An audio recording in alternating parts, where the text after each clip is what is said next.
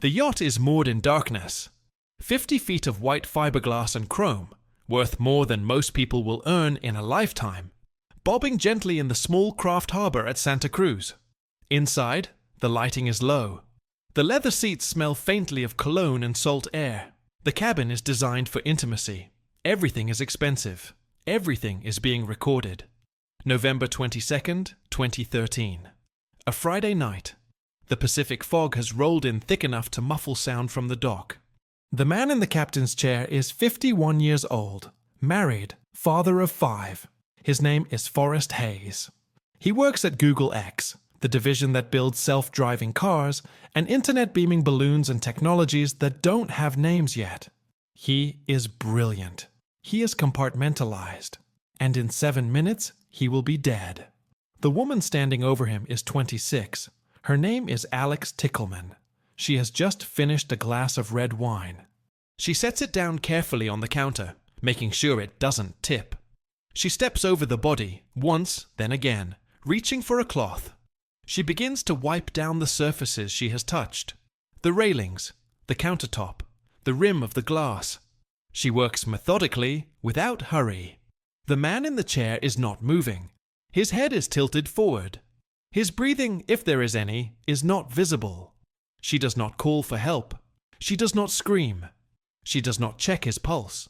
For 7 minutes, she moves around the cabin, like someone cleaning up after a dinner party. She gathers the needles.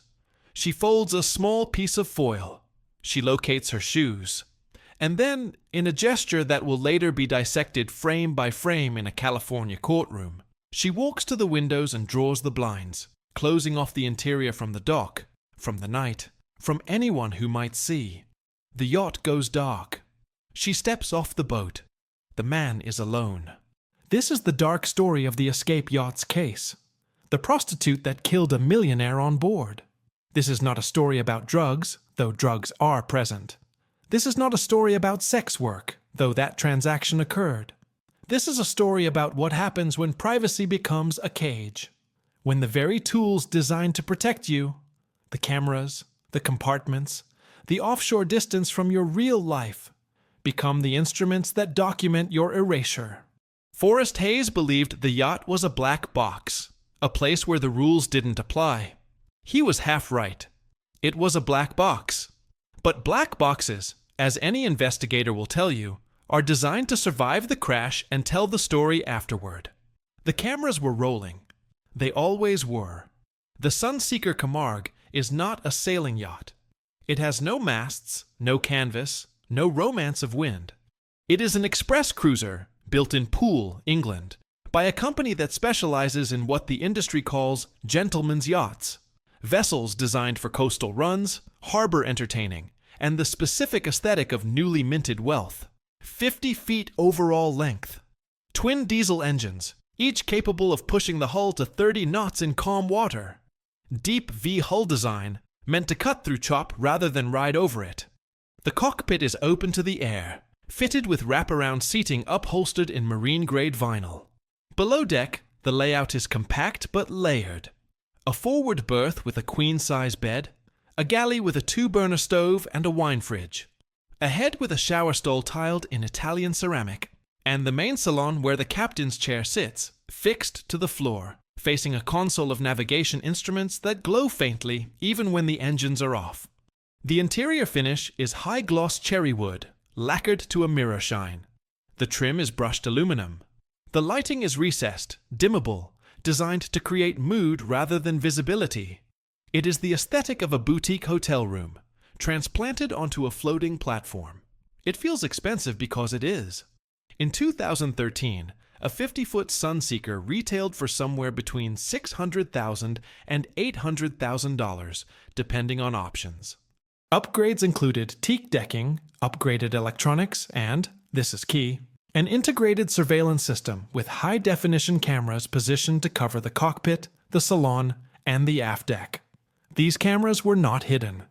They were part of the security package, standard for yachts in this price range. Insurance underwriters often required them. Owners rarely reviewed the footage unless something was missing. But the system ran continuously, writing over old files every 72 hours unless manually saved. Forrest Hayes purchased the Escape in 2011. He kept it moored in Santa Cruz, not in the San Francisco Bay where he lived, not in Half Moon Bay, which was closer. Santa Cruz is 75 miles south of the city, separated by the Santa Cruz Mountains, and an hour of winding highway. It is a college town, a surf town, a place where tech executives are less recognizable, where the moorage fees are lower, and where a man might feel he could step off the grid without actually leaving the coast. The small craft harbor is industrial in character. Commercial fishing boats, aging sailboats, weekend cruisers packed tightly along floating docks. The Escape, white and sleek, stood out. But it did not attract attention. Yachts like this are common enough in California harbors that they register as scenery rather than spectacle. Hayes visited the yacht irregularly, sometimes once a month, sometimes more. He did not bring his family. He did not, as far as marina staff could recall, bring colleagues. The yacht was not used for client entertainment or corporate events. It was used for something else. A parallel life. A place where the pressures of Google X, the deadlines, the secrecy agreements, the performance reviews, the constant surveillance of a company built on data collection could be temporarily suspended. Except, of course, for the cameras. Those kept running. The camera system was a 4-channel DVR setup, recording in 720p resolution.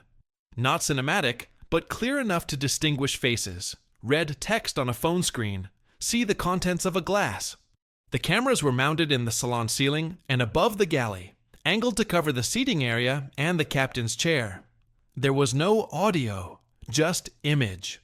The footage was stored on a hard drive located in a locked compartment beneath the helm, accessible only with a key.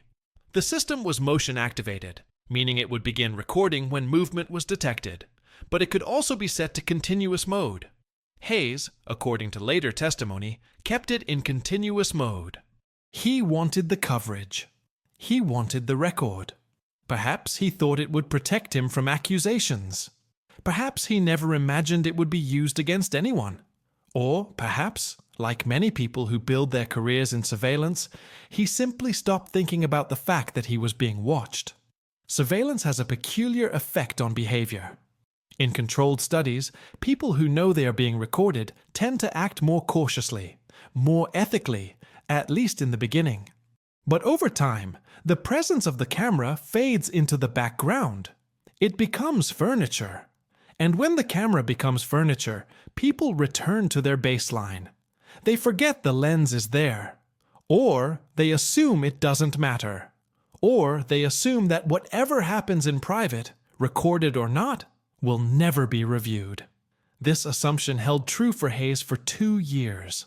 The hard drive filled, overwrote itself, filled again. Hundreds of hours of footage, most of it mundane. Hayes reading, sleeping, drinking alone, staring at his phone. None of it reviewed, none of it saved, until the night it mattered. The cameras do not judge. They do not intervene. They do not ask questions. They simply record what is in front of them, frame by frame, at 30 frames per second. And what they recorded on the night of November 22nd was this: a transaction that became a tableau. A sequence of events so stripped of emotion, so devoid of urgency, that it reads almost as procedural. The footage does not show panic. It does not show fear. It shows hesitation. Yes. It shows calculation. It shows a woman moving through a series of decisions, each one recorded, each one timed, each one impossible to deny. This is the paradox of the floating compartment. The yacht is meant to be a space apart, a refuge, a place where the land-based rules, marriage, employment, law, reputation, do not penetrate. But the yacht is also a machine. It requires maintenance. It requires documentation. It requires systems that do not forget. And so the refuge becomes a trap. The off-grid fantasy collides with the reality that there is no such thing as off-grid anymore. Not when you carry a phone. Not when you own property. Not when you install cameras in your private spaces. The yacht was not isolated. It was simply small. And small spaces, when something goes wrong, offer nowhere to hide. Forrest Timothy Hayes was born in 1962, in the middle of the Cold War, in the middle of the American century. He grew up in Northern California, studied computer science, entered the tech industry in the 1980s when it was still possible to rise without a pedigree. He was good with systems, good with abstraction, good at managing complexity. By 2013, he had spent over a decade at Apple, then moved to Google, then moved again to Google X, the research division tasked with solving problems that didn't yet have markets: self-driving cars, augmented reality, stratospheric balloons that could beam internet to rural areas. These were not products, these were experiments. High-risk, high-secrecy, high-pressure experiments. The engineers who worked on them signed NDAs so restrictive that they often couldn't tell their spouses what they were building. The culture was monastically focused. Long hours, constant iteration, and beneath it all, the understanding that failure was expected, but failure without learning was unforgivable. Hayes thrived in this environment. Colleagues described him as brilliant, focused, a little remote. He did not socialize much.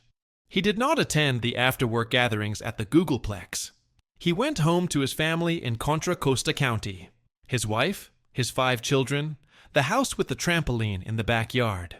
Neighbors described him as devoted, a soccer dad, the kind of man who mowed his own lawn, who showed up at school plays, who kept his garage organized, the kind of man who, from the outside, appeared to have it all managed.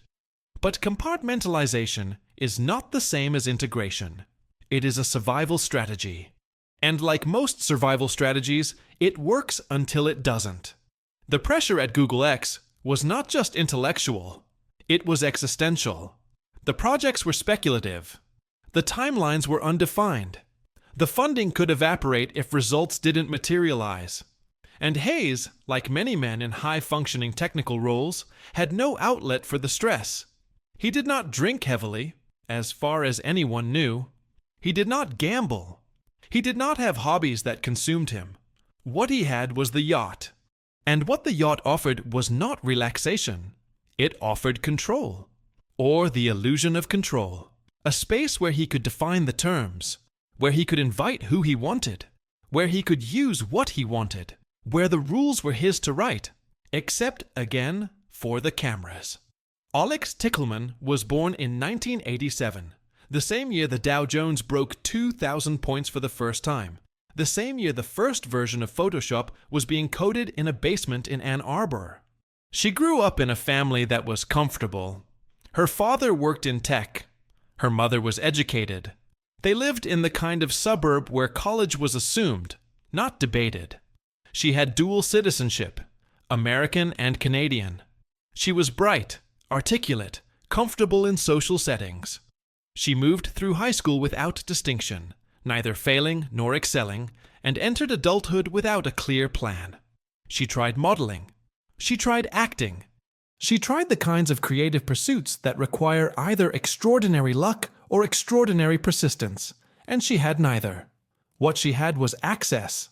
Access to platforms like Seeking Arrangement, a website that billed itself as a connection service for sugar daddies and sugar babies. Wealthy older men and attractive younger women engaging in relationships that were transactional but not technically illegal. The terminology was deliberate. Arrangement rather than prostitution. Allowance rather than payment. The site existed in a legal gray zone, and it thrived there. By 2013, it claimed over 2 million members. The appeal was obvious. For the men, access to youth and beauty without the entanglements of dating. For the women, financial support without the constraints of employment. The power dynamics were negotiated up front. Everyone knew the terms. Tickelman was good at this. She understood the performance.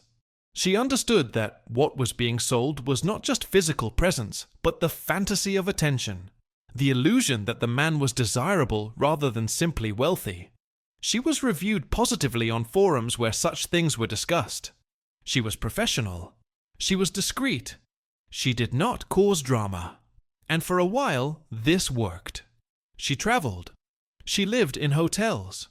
She moved between San Francisco and San Jose, between clients who paid well and clients who paid extremely well. The income was irregular but substantial. The lifestyle was unsustainable but intoxicating. And beneath it all, there was a current of risk that she either didn't see or chose to ignore, because this was not her first encounter with death. In 2012, a year before she met Forrest Hayes, Alex Tickleman was in Georgia. She was staying with a man named Dean Riopelle, a 53-year-old bar owner, a relationship that had started as transactional and evolved into something more chaotic. Riopelle had a history of substance use. Tickleman had her own. And one night, in September of 2012, Riopelle overdosed on heroin in his home. Tickleman was there. She called 911. She stayed at the scene. She cooperated with investigators. The death was ruled accidental. No charges were filed. She left Georgia shortly after, but the pattern was visible, at least in hindsight. 2 men, 2 overdoses, 2 different states. And in both cases, Alex Tickleman was the last person to see them alive. The Georgia incident did not raise flags in California, because the systems do not talk to each other. A death in Fulton County does not generate an alert in Santa Cruz. There is no national registry of persons present at overdose deaths. There is no database that tracks proximity to tragedy. And so Tickleman moved freely, from Georgia to California, from one client to the next, carrying the weight of one death and walking toward another. The sugar economy is not new. What is new is the platform. For most of human history, transactional intimacy required physical proximity: a bar, a street corner, a hotel lobby, a referral from someone who knew someone. The internet collapsed that requirement. By 2013, websites like Seeking Arrangement had industrialized the process. You could filter by age, location, income bracket, physical characteristics. You could read reviews, though they were euphemistically coded. You could negotiate terms via encrypted messaging before ever meeting in person. The transaction was cleaned up, professionalized, wrapped in the language of mutual benefit. The site's founder, a former MIT student, described it as relationships on your terms. The tagline was aspirational, where beautiful, successful people fuel mutually beneficial relationships. The numbers were staggering. By 2013, Seeking Arrangement claimed over 2 million active users.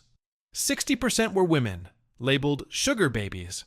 40% were men, labeled sugar daddies, though the term was elastic enough to include women seeking younger men and same-sex arrangements.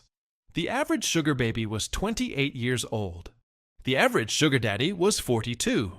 The average allowance ranged from $3,000 to $5,000 per month, though this figure was self-reported and likely inflated.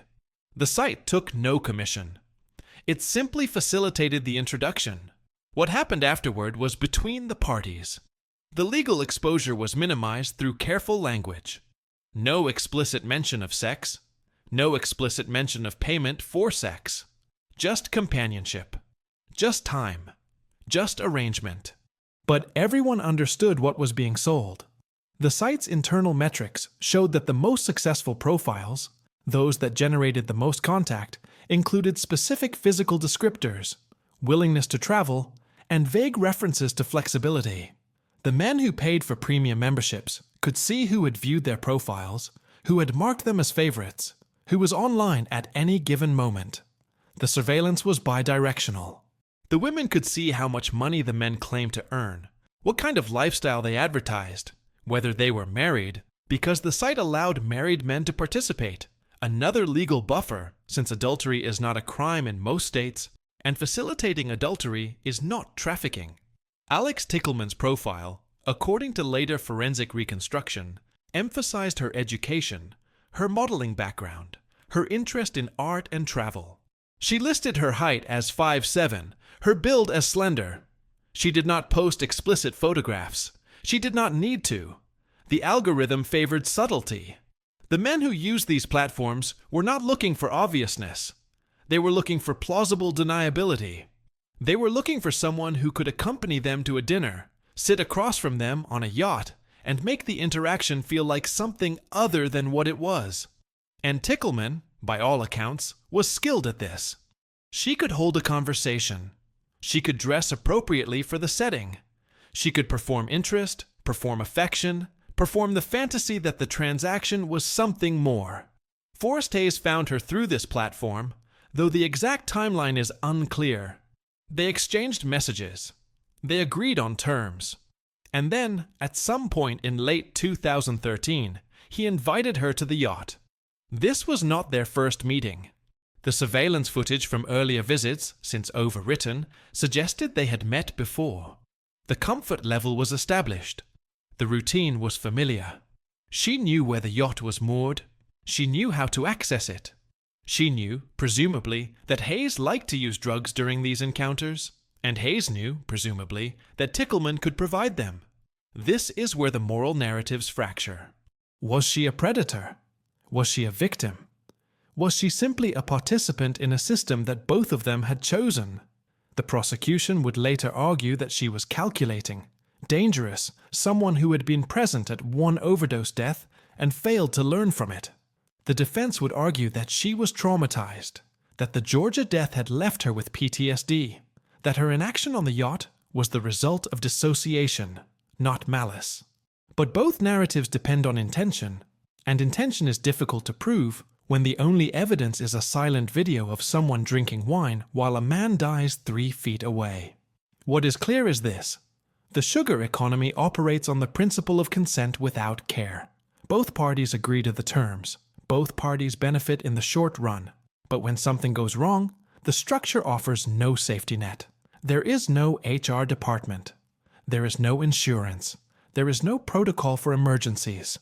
There is only the agreement, and the agreement does not cover overdose, or death, or what happens when one person stops breathing and the other person has to decide, in real time, whether calling for help will destroy their life. The Georgia incident should have been a warning. Not to Tickleman necessarily, but to the system. Dean Riopelle died on September 7th, 2012, in his home in Milton, Georgia. He was 53 years old, a bar owner, a man with a history of opioid use. Tickleman was staying with him at the time. The relationship had evolved from transactional to something more entangled. She had moved in. They were using drugs together. The boundaries had blurred, and one night, Riopelle injected heroin and did not wake up. Tickleman called 911 at 3:17 in the morning. She stayed at the scene. She answered questions from the responding officers. She told them she had been asleep in another room, that she woke up and found him unresponsive, that she did not know how much he had used or where he had obtained the drugs. The death was investigated as a suspected overdose. Toxicology confirmed the presence of heroin and alcohol. There were no signs of trauma, no signs of struggle, no evidence of foul play. The medical examiner ruled the death accidental. Tickleman was not charged. She left Georgia a few weeks later. The case file in Fulton County contains a single-page incident report, a toxicology summary, and a death certificate. It does not contain a red flag. It does not contain a notation that the woman present at the scene should be monitored or tracked. Why would it? Overdoses are common. The U.S. Centers for Disease Control recorded over 41,000 drug overdose deaths in 2012, an average of 112 per day. Most of those deaths occurred in private. Most of those deaths involved someone else in the room, a partner, a friend, a dealer. The presence of another person does not automatically trigger suspicion, especially when that person calls for help. But Tickleman did not call for help in Georgia. Not immediately. According to her own later statements, she woke up, found Riopelle unresponsive, and spent an unknown amount of time, minutes, an hour, trying to decide what to do. She was afraid. She was high. She was worried about legal consequences, and by the time she called, it was too late. Riopelle was already dead. The EMTs could not revive him.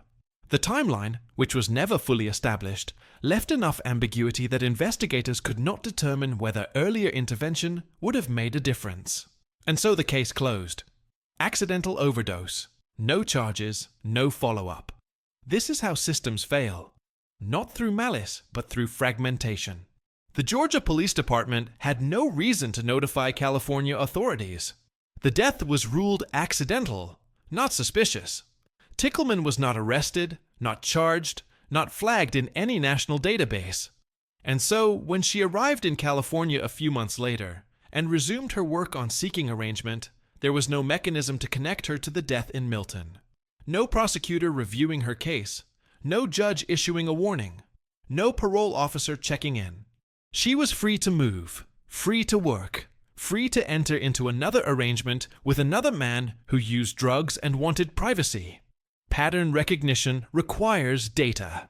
But the data was siloed. Georgia did not talk to California.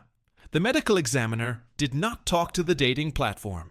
The dating platform did not perform background checks. And Forrest Hayes, scrolling through profiles on his phone, had no way of knowing that the woman he was about to invite onto his yacht had already been present at one overdose death. He saw an attractive face. He saw a profile that suggested discretion. He saw an opportunity to maintain the compartmentalization that allowed him to function. And he sent a message. November 22nd, 2013. The timeline begins earlier in the day, though the exact sequence is reconstructed from phone records and surveillance footage. Hayes drives from his home in Contra Costa County to Santa Cruz, sometime in the late afternoon. The drive takes an hour and a half. He parks at the marina, walks down the dock, unlocks the escape, and boards. The cameras activate as he enters the salon. He moves through the space in a familiar pattern, sets down his bag, checks the battery levels on the electronics, opens the wine fridge. He is alone for several hours. Tickleman arrives around 8:30 in the evening. She parks in the public lot adjacent to the marina. She carries a small purse. She walks down the dock, 60 yards from the parking lot to the slip where the escape is moored, and boards the yacht without hesitation. She has been here before. The cameras capture her arrival. She is wearing dark pants, a fitted top, heeled boots. Her hair is pulled back. She looks composed. She and Hayes greet each other in the salon. There is no audio, but their body language suggests familiarity. No awkwardness, no negotiation. They sit. They talk. Hayes pours wine. The yacht is quiet. The harbor at night is a low hum of distant machinery. Bilge pumps cycling, refrigerators running, the occasional creak of a dock line under tension. The escape is tied to a finger pier, meaning it is surrounded on 3 sides by water, accessible only by a narrow walkway. The nearest boat is 15 feet away. The nearest streetlight is 30 feet away. The cabin, once the blinds are drawn, is effectively invisible from the dock. This is intentional. This is why Hayes chose this location, this yacht, this configuration. Privacy is the product. Isolation is the feature. But isolation has a cost. If something goes wrong, there is no one to hear, no one to see, no one to intervene. The yacht is a closed system. And in a closed system, entropy increases. At approximately 9:45 p.m., the transaction shifts to ritual. Hayes and Tickleman are seated in the salon. On the counter, visible in the camera frame, are several items. A spoon, a lighter, a syringe still in its wrapper, a small square of aluminum foil, and a glass pipe. These are the tools of heroin use, laid out with a precision that suggests routine. This is not improvisation. This is not a spur-of-the-moment decision. This is something they have done before, or something they have both done enough times with other people that the choreography is automatic. Heroin, in its most common street form, is a brown powder derived from morphine, itself extracted from opium poppies. It can be smoked, snorted, or injected. Injection provides the fastest onset. Effects begin within seconds, and the most intense high, which is why it is preferred by experienced users despite the increased risk of overdose and infection. The preparation process is simple, but requires care. The powder is placed on the spoon. A small amount of water is added. The mixture is heated with the lighter until it dissolves into liquid. A small piece of cotton or cigarette filter is placed in the liquid to act as a strainer. The syringe is inserted into the cotton and the plunger is pulled back, drawing the liquid into the barrel. The needle is then inserted into a vein, usually in the arm, though chronic users often move to the hands, feet, or groin as veins collapse, and the plunger is pressed, sending the drug directly into the bloodstream. The surveillance footage shows Tickleman preparing the syringe. Her hands are steady. She is not rushed. Hayes watches. He does not help. He does not object. And then, in a gesture that is critical to understanding what happens next, Tickleman injects herself first. This is not unusual. In contexts where drug purity is uncertain, and street heroin is notoriously inconsistent, cut with fentanyl or other substances that can multiply potency, users will sometimes test a batch by injecting a small amount first.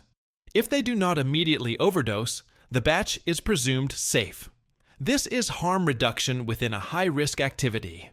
It is the logic of the marginal survival strategy, and in this case, it also serves another function. It demonstrates trust. Tickleman is showing Hayes that the drug is safe, that she is willing to use it herself, that this is a shared experience, not a predatory one. She injects herself. She waits. 30 seconds. A minute. Her pupils contract. Her posture relaxes slightly. She does not collapse. She does not convulse. The heroin is doing what heroin does, binding to opioid receptors in the brain, flooding the system with dopamine, suppressing pain, suppressing anxiety, suppressing the mechanisms that keep a person vigilant and alive. But she remains conscious. She remains upright, and so the batch is deemed safe. Hayes extends his arm. The demonstration is complete. Tickleman prepares a second syringe using the same process. Spoon, lighter, cotton, draw. She hands it to Hayes. Or perhaps she injects him herself. The camera angle does not make this clear. What is clear is that within seconds of the injection, Hayes' reaction is different. His head drops forward. His body slumps in the captain's chair. His right arm, which had been resting on the armrest, falls to his side. He does not speak. He does not move. And Tickleman, who is sitting less than 3 feet away, does not react. Not immediately. The pharmacology of heroin overdose is well understood. When the drug enters the bloodstream, it crosses the blood-brain barrier within seconds. It binds to mu-opioid receptors in the brainstem, the part of the brain that controls involuntary functions, breathing, heart rate, consciousness. In therapeutic doses, this creates euphoria. In excessive doses, it suppresses respiration. The breathing slows, becomes shallow, eventually stops. The heart continues to beat for a while, but without oxygen, brain cells begin to die within 4 to 6 minutes. Death follows shortly after, either from respiratory failure or cardiac arrest triggered by hypoxia. Naloxone, the opioid overdose reversal drug, can interrupt this process if administered within minutes. CPR can maintain circulation long enough for emergency services to arrive. A 911 call can summon help within 10 minutes in most urban areas. But all of these interventions require action. They require urgency. They require someone in the room to recognize that an overdose is occurring and to respond. Tickleman does not respond. The first minute passes. Hayes does not move. His chest rises and falls, but the movement is barely perceptible. Tickleman stands. She does not approach him. She does not touch him. She does not say his name. She walks to the galley counter, picks up her wineglass, and takes a sip. She sets it down gently, making sure it does not spill. The glass is half full. Red wine, a Cabernet or Merlot, visible even in the low light. She looks at Hayes. She looks away. The second minute passes. Still no call. Still no intervention. Tickleman moves towards the aft section of the cabin, out of the primary camera frame, then returns. She is carrying a cloth, a dish towel, or a small hand towel. She begins to wipe down the counter, the spoon, the lighter, the surfaces she has touched. This is not cleaning in the domestic sense. This is evidence removal. And it is happening while Hayes is still in the chair, still possibly alive, still within the window where intervention could matter. The 3rd minute passes. The 4th. The 5th. Hayes has not moved. His head is tilted at an angle that suggests unconsciousness, not sleep. Tickleman is now moving around the cabin with purpose, gathering the drug paraphernalia. Needles, foil, the glass pipe. She places them in her purse. She wipes down the wine glass. She wipes down the railings near the door. She is calm. She is methodical. She is not panicking. And this, more than anything else, is what the footage reveals. Not shock, not fear, not the paralysis of someone who does not know what to do, but the deliberate sequence of someone who knows exactly what to do and has decided not to do the other thing. The 6th minute, the 7th. And then, finally, she walks to the windows. The escape has several small portholes and a larger sliding glass door that opens to the aft deck. The blinds, which had been open, are now drawn closed, one by one. The interior, already dim, goes darker. The yacht, from the outside, is now sealed. Anyone walking past on the dock would see only a closed vessel, lights off, no movement. No reason to investigate. No reason to knock. Tickleman picks up her purse. She checks the cabin one more time. She does not check Hayes. She steps out onto the aft deck, closes the door behind her, and walks down the dock. The cameras, which are motion activated and positioned to cover the interior, do not capture her departure beyond the threshold. But the timestamp is clear.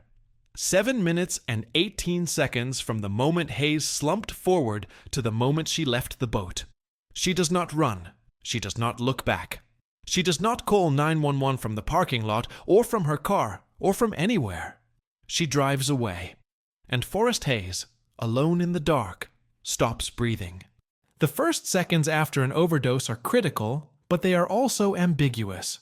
A person slumping forward could be falling asleep, could be nodding off, which is common with heroin. The drug induces a drowsy, dreamlike state that users often describe as the nod, a half-conscious floating that is part of the appeal.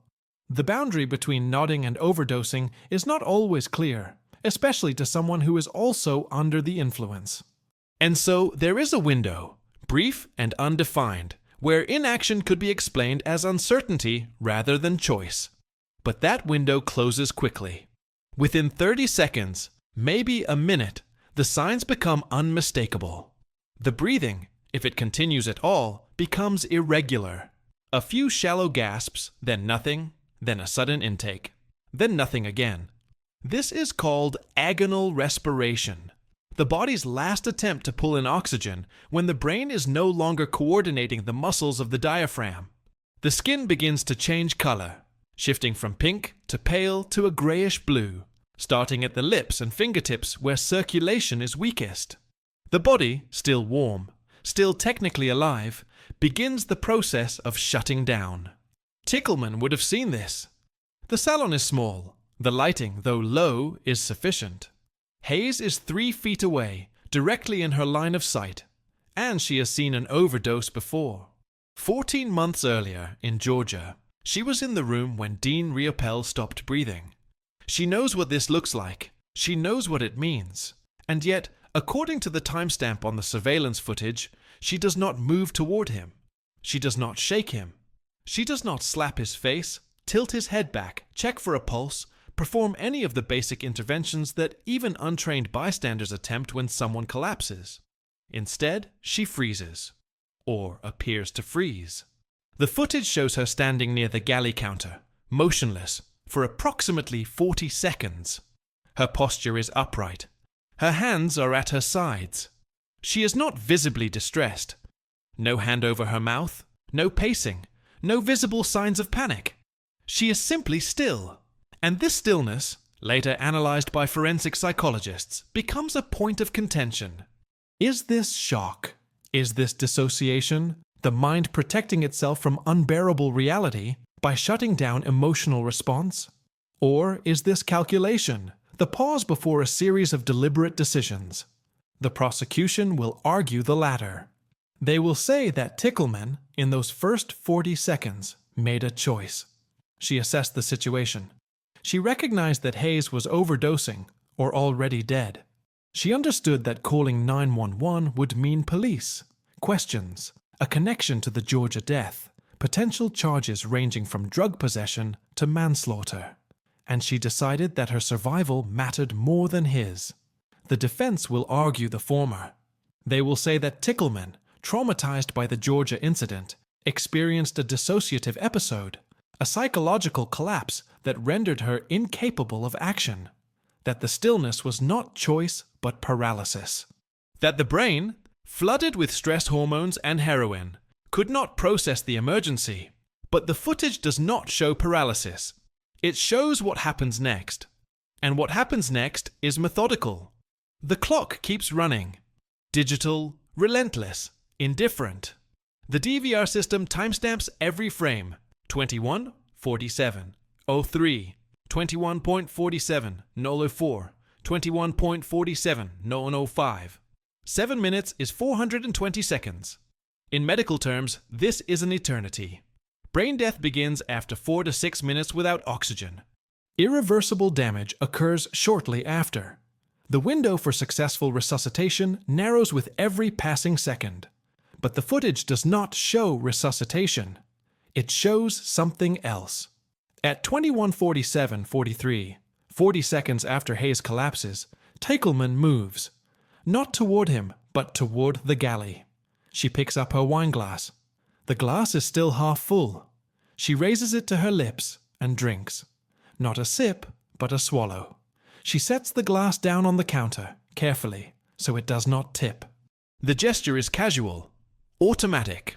The kind of thing you do at a dinner party when the conversation lulls and you need something to do with your hands. Except there is no conversation. There is no party. There is a man dying in a chair 3 feet away. This moment, the wine glass, becomes the centerpiece of the prosecution's case. Not because drinking wine is illegal, but because it demonstrates awareness. A person in shock does not drink wine. A person dissociating does not pause to finish a beverage. A person who believes they are in immediate danger does not stand in the middle of a crime scene and consume alcohol.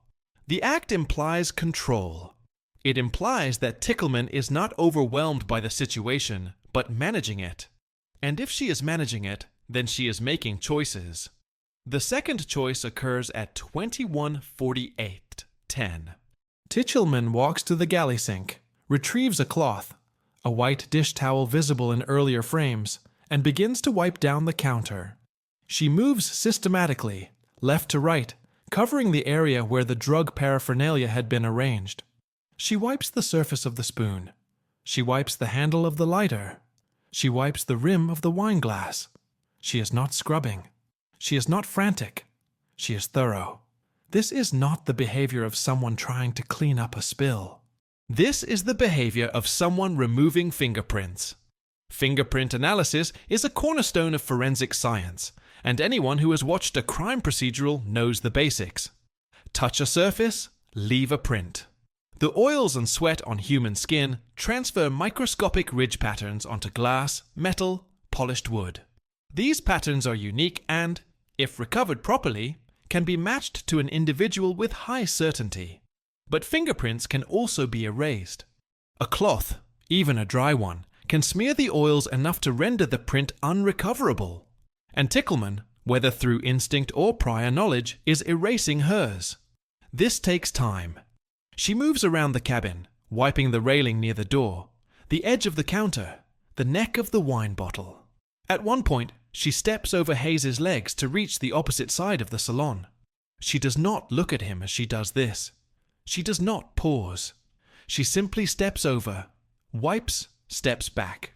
The act is so devoid of acknowledgement that it reads as dehumanization. Hayes is no longer a person. He is an obstacle, a piece of furniture to navigate around. At 21:49:30, Tickleman crouches near the galley counter and begins gathering the drug paraphernalia. The syringe, the spoon, the foil, the lighter. She places them in her purse, a small black shoulder bag that she had set down earlier near the door. This is evidence removal. Possession of drug paraphernalia is a misdemeanor in California, but possession of heroin is a felony. And if Hayes is found dead with heroin in his system and paraphernalia scattered around the cabin, the investigation will focus on how the drugs got there, who provided them, who administered them.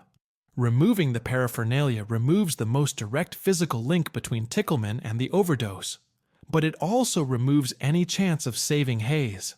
Because the paraphernalia, if left in place, would tell responding paramedics exactly what they were dealing with. Opioid overdose. Administer naloxone. Begin rescue breathing. The presence of a syringe is diagnostic. It accelerates treatment, and treatment, even 7 minutes in, could still matter. The brain may be damaged, but the heart may still be beating. Naloxone can reverse opioid suppression within 2 to 3 minutes. CPR can maintain circulation until advanced life support arrives. But none of this happens if no one knows what the emergency is. And Tickleman, by removing the evidence, is ensuring that no one will know. At 21:50:15, she steps over his body again. This time, she is holding her phone. The screen is visible in the frame, glowing white, though the resolution is not sufficient to show what she is looking at. She does not dial. She does not type. She simply holds the phone, staring at it, for approximately 15 seconds. And then she puts it back in her purse. This is the moment that haunts the case, because it suggests awareness of the option. She has a phone. She knows how to use it. She knows that 911 exists, and yet she chooses not to call. Why? Fear of legal consequences is the obvious answer, but there are other possibilities. Perhaps she believes Hayes is already dead, and calling will not change the outcome. Perhaps she believes that calling will expose her to greater harm. Arrest, prosecution, deportation, given her dual citizenship. Perhaps she simply does not care. The footage cannot answer this. It can only show what she does, which is nothing. By 21:51, she is no longer wiping surfaces. She is standing in the center of the salon, looking around the cabin as if conducting a mental inventory. What have I touched? What have I missed? The body language is careful, deliberate. She walks to the aft section, checks the galley, returns to the salon. She picks up the wine glass again, her glass, the one she drank from, and carries it to the sink. She rinses it. She dries it with the towel. She places it back in the cabinet. This is not cleanup. This is erasure. And then, at 21:52, she does something that will be replayed in court, analyzed in forensic reports, and debated in true crime forums for years. She walks to the windows and begins to close the blinds. The Escape has 4 windows in the main salon, 2 portholes on the starboard side, 2 on the port side, and a larger sliding glass door that opens onto the aft deck. All of them have retractable blinds, horizontal slats that can be adjusted with a pull cord. When the blinds are open, the interior is visible from the dock, at least partially, depending on the angle and the lighting. When the blinds are closed, the cabin is sealed off. No one can see in. And, more importantly, no one can see what is inside. Tickleman moves methodically from window to window. She pulls the cord on the starboard porthole, and the blinds lower with a faint rattle. She crosses to the port side, repeats the motion. She moves to the aft sliding door, the largest opening, and closes those blinds as well. The cabin, already dim, goes darker. The only light now is the faint glow from the navigation console and the recessed LEDs above the galley. From the outside, the yacht looks closed for the night. Secure, private, unremarkable. But inside, the act of closing the blinds carries a weight that goes beyond privacy. It is concealment. It is the burial of the scene before the scene is finished. Hayes is still in the chair, still possibly alive, still within the window, where discovery could trigger rescue. But Tickleman is ensuring that discovery will not happen. Not tonight. Not by accident. Not by a passing dock worker or a curious neighbor. She is creating the conditions for Hayes to be found later, when later means too late. This gesture, drawing the blinds, becomes a symbolic pivot in the narrative, because it suggests intentionality. A person in shock does not think to close the blinds. A person panicking does not pause to ensure that the interior is hidden from view. A person who is dissociating, whose mind has fractured under the weight of trauma, does not execute a multi-step plan to conceal a body. But a person who is thinking clearly, who understands the consequences of discovery, who is prioritizing self-preservation over intervention, that person closes the blinds. The prosecution will call this consciousness of guilt. The defense will call it self-protective instinct. But the footage does not adjudicate. It simply records.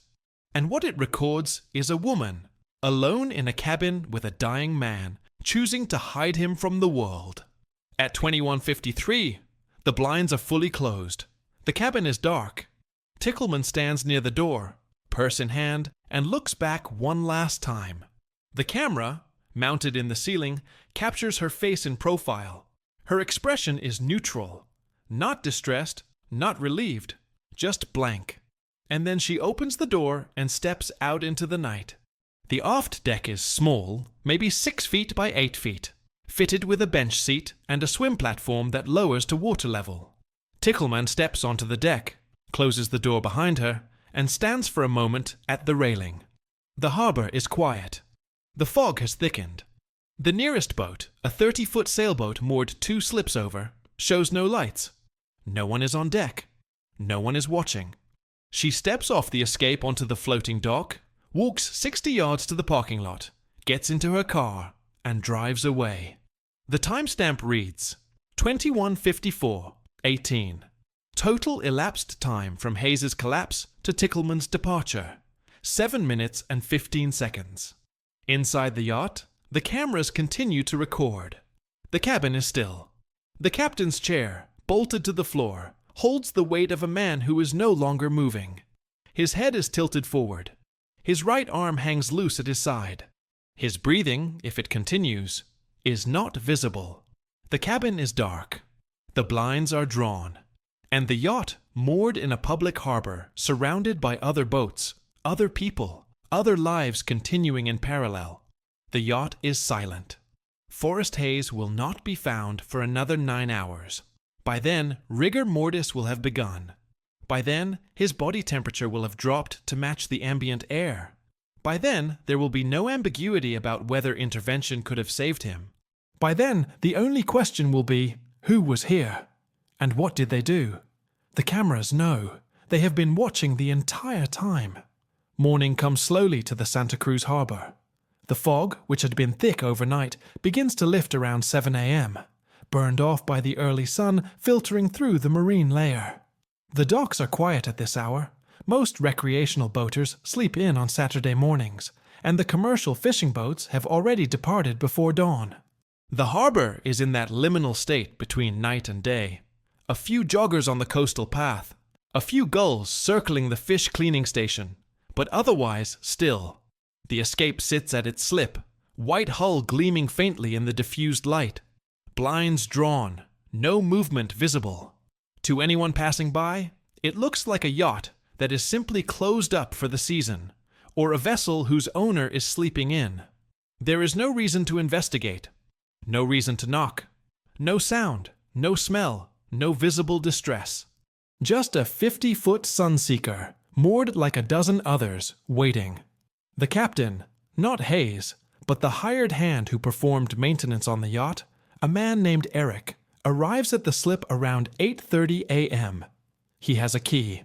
He has been instructed to check the bilge pumps and battery levels on weekends when Hayes is not aboard. This is routine. He has done this dozens of times. He steps onto the aft deck, unlocks the sliding door, and enters the salon. The first thing he notices is the smell. Not overpowering, not yet, but present. The stale air of a closed cabin, mixed with something else, something organic and wrong. The second thing he notices is the figure in the captain's chair.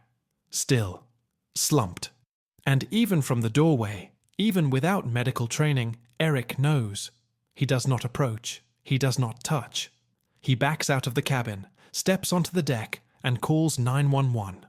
The call is logged at 8:43 a.m.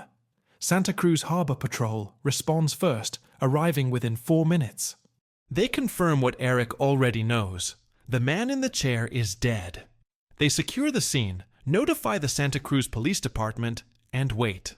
By 9:15, the yacht is cordoned off with yellow tape. By 9:30, detectives are on board, photographing the interior, documenting the position of the body, noting the absence of visible trauma, the absence of drug paraphernalia, the absence of anything that immediately explains what happened. But they find the cameras. And the cameras explain everything.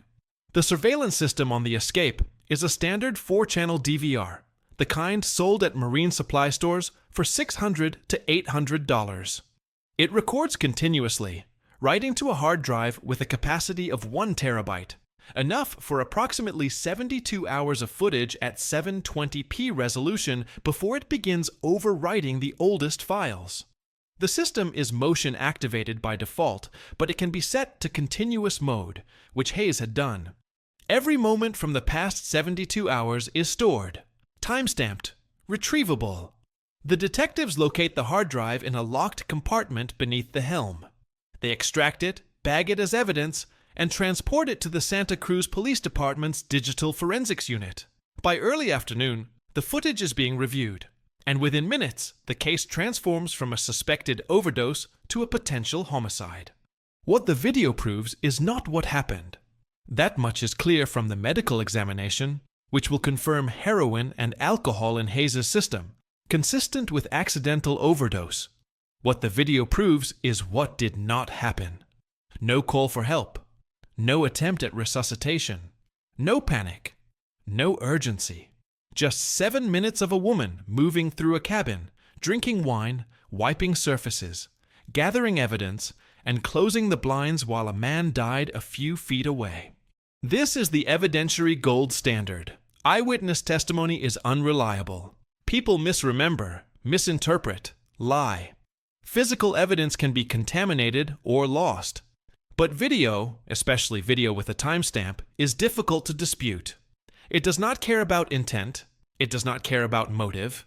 It simply shows what occurred, frame by frame, and forces the viewer to draw their own conclusions. The detectives draw theirs quickly.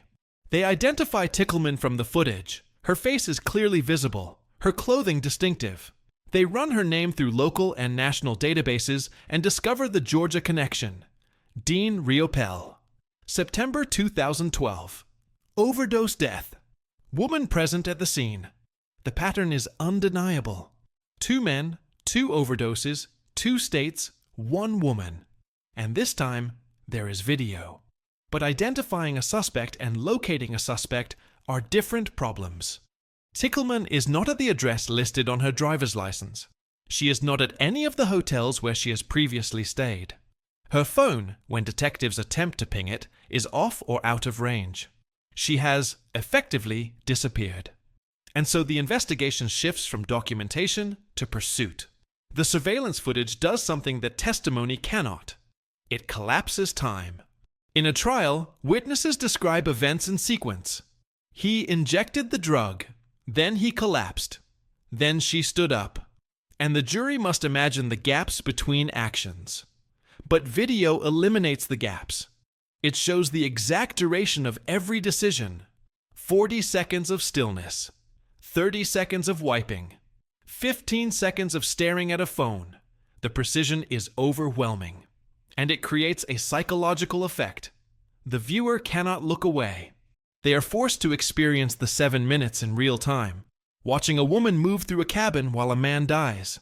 And the discomfort of that experience, the inability to intervene, the helplessness of watching something unfold that has already happened, mirrors the moral outrage that drives the prosecution. The video also eliminates ambiguity about one critical question. Was Tickleman aware that Hayes was in distress, The footage shows her looking at him multiple times. She is not avoiding the body, she is navigating around it. And this navigation, stepping over his legs, glancing at his slumped form, continuing with her tasks, suggests not just awareness, but assessment. She has looked, she has seen, and she has chosen not to act. But the video does not show what she is thinking. It does not show whether she believes he is already dead, already beyond help, already unsavable. It does not show whether she is paralyzed by fear or liberated by indifference. And this gap between observable action and unobservable intention is where the legal system must operate. Because under California law, there is no general duty to rescue. You can watch someone drown and walk away, and unless you caused the drowning or had a special relationship with the victim, parent, spouse, caretaker, you have committed no crime. The moral failure is not a legal failure, but there are exceptions. If you create the danger, you have a duty to mitigate it. If you are engaged in a joint criminal enterprise, say, using illegal drugs together, and your partner overdoses, some jurisdictions impose a duty to summon help. And if you take affirmative steps to conceal the emergency, to prevent others from discovering it, you cross the line from inaction to action. You become complicit. This is the theory the prosecution builds. Tickleman did not just fail to help. She actively hindered rescue. She removed evidence. She closed the blinds. She ensured that Hayes would not be found until it was too late.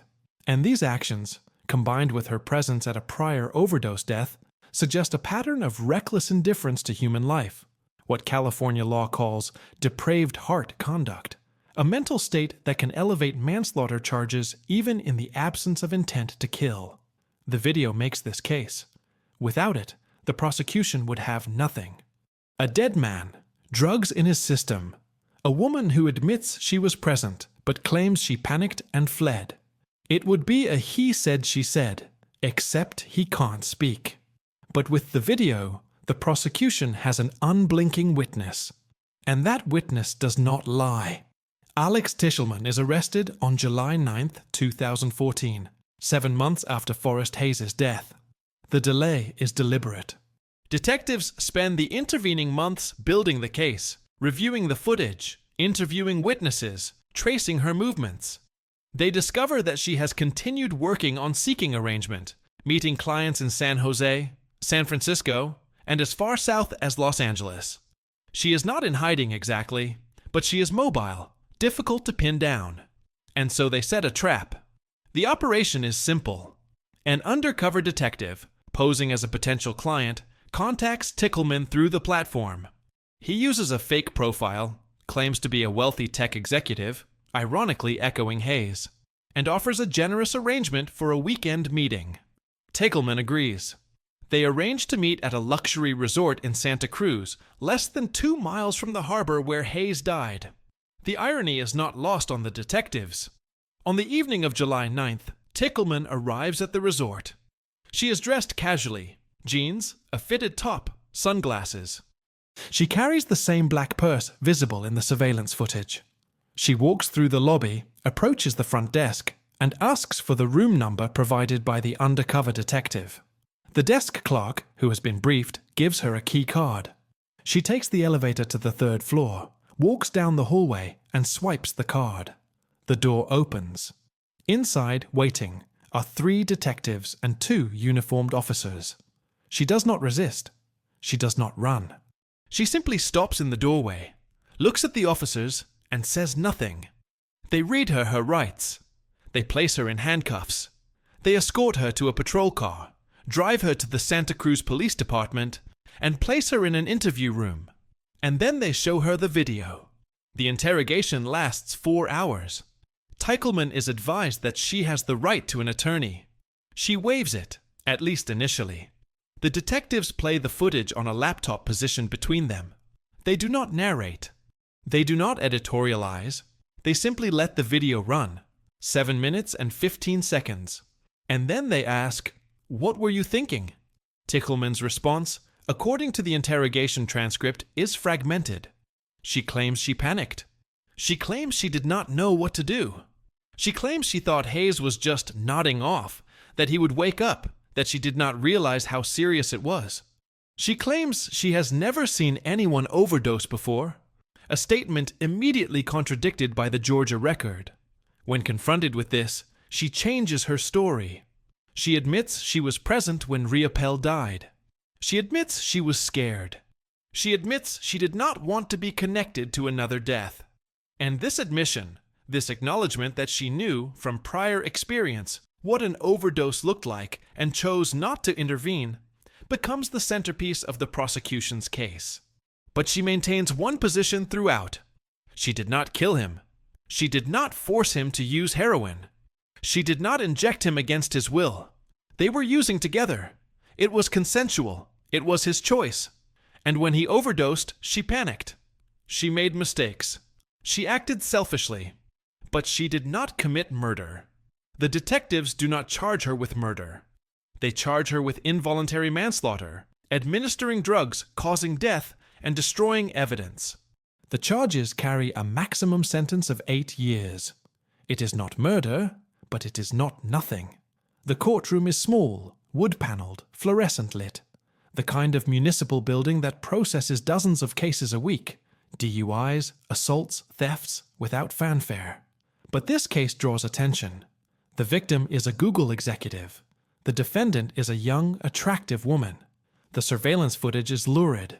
And the media, always hungry for narratives that confirm pre-existing fears about sex work, drugs, and the hidden lives of the wealthy, descend. The trial begins in April 2015. The prosecution's strategy is straightforward. Play the video, establish the timeline, demonstrate that Tickleman had both the knowledge and the opportunity to save Hayes, and chose not to. They call the medical examiner, who testifies that Hayes died of heroin toxicity compounded by alcohol, and that intervention within the first 5 minutes, CPR, a 911 call, naloxone if available, could have made a difference. They call the captain who discovered the body, who describes the scene as undisturbed, the blinds drawn, the yacht sealed. And they call a forensic psychologist who testifies that Tickleman's behavior on the video is consistent with organized, goal-directed activity, not shock or dissociation. The defense's strategy is more complex. They cannot dispute the video. They cannot claim Tickleman was not present or that the events did not unfold as recorded, so they focus on intent. They argue that Tickleman did not administer the drugs. Hayes injected himself. They argue that she did not know he was dying. She thought he was sleeping. They argue that her actions after the collapse were the result of trauma, fear, and impaired judgment, not malice.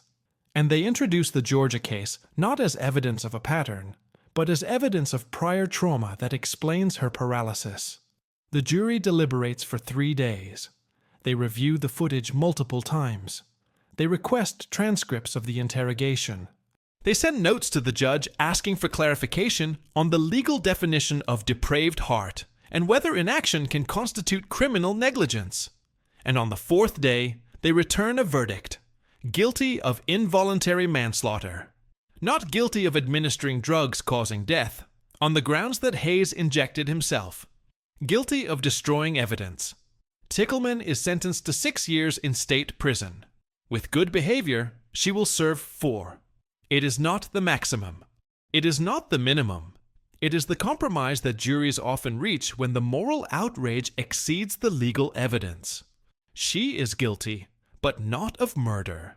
She is responsible, but not entirely. She made choices, but those choices were shaped by fear, addiction, and a system that incentivized secrecy over safety. She is released in 2018. She does not give interviews. She does not write a memoir. She disappears into the vast, anonymous expanse of American life. Another name in the database, another case closed. The escape is sold at auction in 2016. The proceeds go to Hayes' estate, divided among his widow and children. The yacht is purchased by a private buyer in Southern California, who removes the surveillance system, repaints the interior, and rechristens it with a new name. It is now moored in Marina del Rey, indistinguishable from 100 other express cruisers. its history erased by fresh varnish and new upholstery. But the case endures, not in the legal system, which has moved on, but in the cultural memory. It becomes a parable, retold in true crime podcasts, documentary series, Reddit threads. A parable about surveillance, about compartmentalization, about the illusion of privacy in an age where everything is recorded.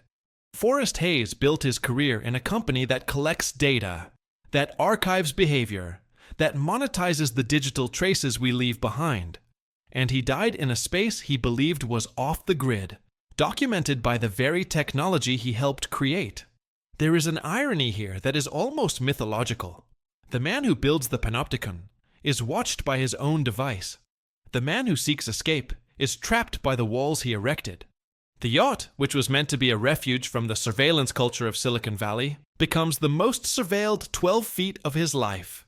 Every movement, every choice, every second of the final night, archived, retrievable, undeniable.